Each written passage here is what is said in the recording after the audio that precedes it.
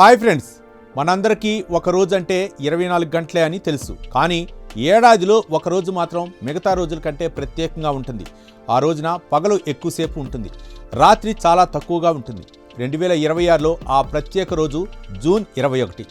అసలు జూన్ 21నే ఎందుకు ఏడాదిలోనే పొడవైన పగలు వస్తుంది? దీని వెనుక ఉన్న సైన్స్ ఏంటో ఇప్పుడు తెలుసుకుందాం.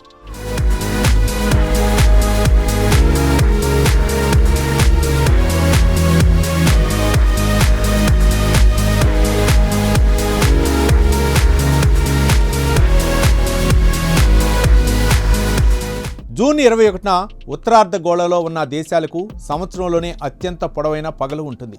భారతదేశంలో కూడా ఈ రోజున సూర్యుడు సాధారణం కంటే కొంచెం ముందుగానే ఉదయిస్తాడు. అలాగే సాయంత్రం ఆలస్యంగా అస్తమిస్తాడు. దీంతో పగటి సమయం ఎక్కువగా, రాత్రి సమయం తక్కువగా ఉంటుంది. ఖగోళ శాస్త్రంలో ఈ రోజును జూన్ సాల్స్టిస్ లేదా జూన్ అయానాంతం అని పిలుస్తారు. అయితే ఇలా ఎందుకు జరుగుతుంది? దీనికి కారణం భూమి. మన భూమి నిటారుగా ఉండదు. సుమారు 23.5 డిగ్రీల కోణంలో కొంచెం వంగి ఉంటుంది.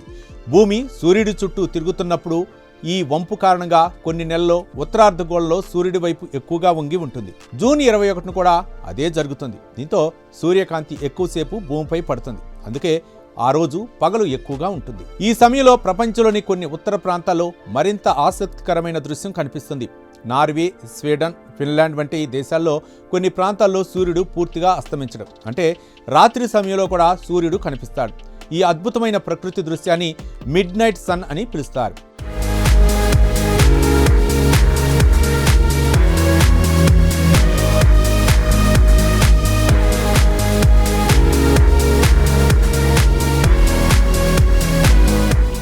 మరో విషయం, చాలామంది వేసవి అంటే భూమి సూర్యుడికి దగ్గరగా వస్తుందని అనుకుంటారు. కానీ అది నిజం కాదు.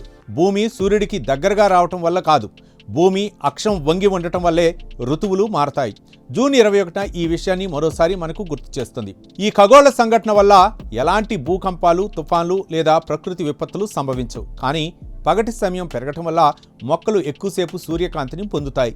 ప్రకృతిలోని కొన్ని జీవుల ప్రవర్తనలో కూడా చిన్న చిన్న మార్పులు కనిపిస్తాయి. మొత్తానికి జూన్ 21 అనేది కేవలం ఏడాదిలోనే పొడవైన పగలు మాత్రమే కాదు, మన భూమి ఎంత అద్భుతంగా పనిచేస్తుందో గుర్తు చేసే ప్రత్యేకమైన రోజు కూడా. భూమి 23.5 డిగ్రీల వంపే మనకు ఋతువులు, పగలు, రాత్రుల్లో మార్పులను తీసుకొస్తుంది.